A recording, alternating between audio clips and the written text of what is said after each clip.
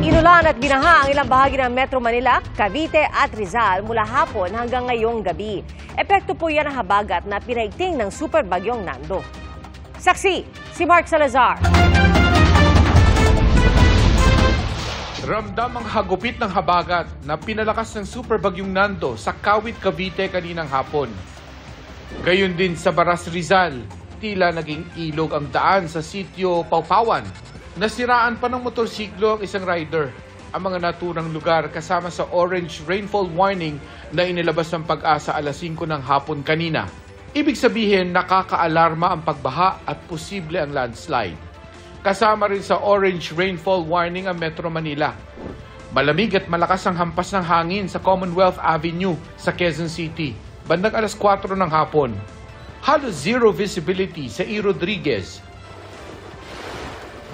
at Araneta Avenue. Malakas na ulan din ang sumalubong sa mga motorista sa Quezon Avenue.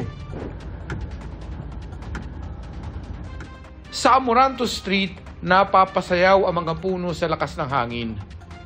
Habang bumubuhos ang malakas na ulan, gutter deep ang baha sa Araneta Avenue underpass. Binaha rin ang ilang bahagi ng Timog Avenue, kanto ng Kamuning at Scout Ibardulaza.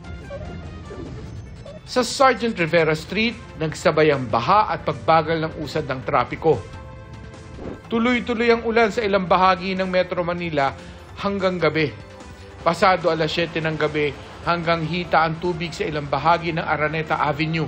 Nag-utos na ang lokal na pamahalaan ng Quezon City ng preemptive evacuation sa mga barangay na madaling bahain.